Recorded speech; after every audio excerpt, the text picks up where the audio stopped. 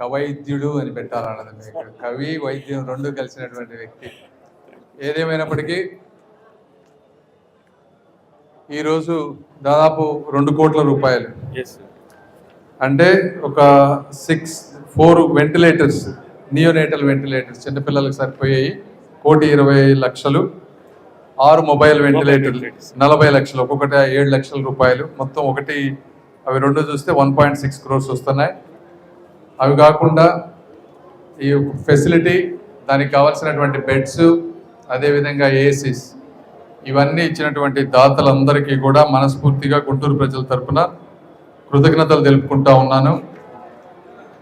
Red cross అనేది మీరు చూస్తే 100 సంవత్సరాల నుంచి ఉన్నటువంటి సంస్థ, ప్రపంచం మొత్తం కూడా నిస్వార్థంగా సేవలు చేసేటువంటి సంస్థ. జనరల్గా సొసైటీలు ఇవన్నీ ఒకసారి స్టార్ట్ అయ్యాక 30 ఏళ్ళకో 40 ఏళ్ళకో స్థాపించిన వ్యక్తులు వెళ్ళిపోయిన తర్వాత ఆ సొసైటీస్ అన్నీ నిర్వీర్యం అయిపోతాయి ఎక్కడైనా కూడా. కానీ అతి తక్కువ సంస్థలు ప్రపంచవ్యాప్తంగా కులమతాలకు అతీతంగా, ప్రపంచాల బోర్డర్లకు అతీతంగా సేవలు అందించేటువంటి సంస్థలు కొన్నే ఉంటాయి. అవన్నీ కూడా ఈ విధంగా ఇలా నడుస్తున్నాయంటే ప్రతి ప్రాంతంలో కూడా ఆ భావజాలాన్ని అర్థం చేసుకొని ముందుకు తీసుకువెళ్ళేటువంటి నాయకత్వం ఉన్నప్పుడు మాత్రమే ఈ సొసైటీలు నడుస్తాయి. అలాంటి నాయకత్వాన్ని గుంటూరు ప్రాంతంలో తీసుకున్నటువంటి మా రాజు గారికి మనస్ఫూర్తిగా నేను గుంటూరు ప్రజల తరఫున అభినందనలు తెలుపుతా ఉన్నాను. రెండోది అదేవిధంగా భాష్యం రామకృష్ణ గారు, వారు ప్రతి సంవత్సరం కూడా ఈ హాస్పిటల్కి, అంటే ఆయన చాలా దాన ధర్మాలు చేస్తారు, ఇది ఒక్కటే కాదు, ఈ హాస్పిటల్కి ప్రతి సంవత్సరం 2 లక్షల రూపాయలు వారు చేస్తూ ఉన్నారు. వారికి కూడా మనస్ఫూర్తిగా ఇంకోసారి ధన్యవాదాలు తెలుపుతా ఉన్నాను. అదేవిధంగా ఇప్పుడు ఫార్మా కంపెనీకి సంబంధించిన వాళ్ళు ఈరోజు మంచి బెడ్స్ తీసుకొచ్చి ఇచ్చారు. వాళ్ళ సిఎస్ఆర్ ఫండ్స్ నుంచి ప్రతి సంవత్సరం కూడా చేస్తూ ఉంటున్నారు. వారికి కూడా మరొకసారి ధన్యవాదాలు తెలుపుతా ఉన్నాను.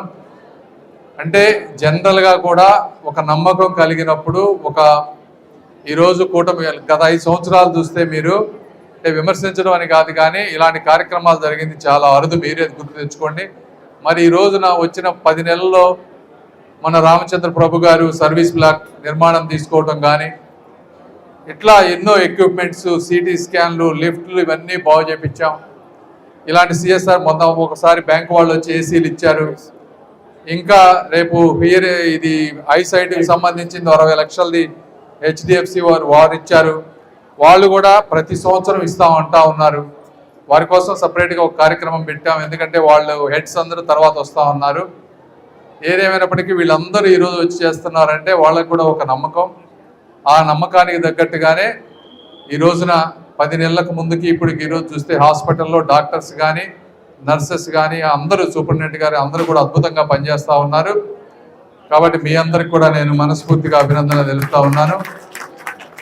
ఇంకా ఎక్కడెక్కడైనా చిన్న చిన్న లోపాలు ఉంటే అవి కూడా సరిదిద్దుకొని మీరు ముందుకు వెళ్తూ ఉంటే మంచి నేమ్ స్ప్రెడ్ అయ్యే కొంది డబ్బు ఇండియాలో వస్తూ చాలా మంది అనుకుంటారు ఇండియాలో డబ్బు లేదనుకుంటారు. ఇండియాలో చాలా డబ్బులు ఉన్నాయి. ఈ రోజున మన 5వ అత్యంత పెద్ద ఆర్థిక వ్యవస్థ. కాకపోతే అవి బ్యాంకుల్లో ఎక్కడెక్కడో ఉంటాయి. వాళ్ళకి బాగా నమ్మకం కలిగినప్పుడు మాత్రమే తీసుకొచ్చి ఇస్తారు. ఆ నమ్మకాన్ని కలిగించే బాధ్యత మాది. అదేవిధంగా ఈ ప్రాంతానికి ఎక్కువ డబ్బులు తీసుకొచ్చే బాధ్యత కూడా మేము తీసుకుంటాం. ఏదేమైనప్పటికీ మీ అందరికీ కూడా మనస్ఫూర్తిగా అభినందనలు, ధన్యవాదాలు. Thank you. చూసారు కదండి. మరి ఈ వీడియో కనుక మీకు నచ్చినట్లయితే ఒక లైక్ కొట్టేసి మీ అభిప్రాయాన్ని కూడా కామెంట్ బాక్స్లో తెలియజేస్తూ ఇలాంటి ఇంట్రెస్టింగ్ అప్డేట్స్ కోసం మా ఛానల్ని సబ్స్క్రైబ్ చేసుకోండి.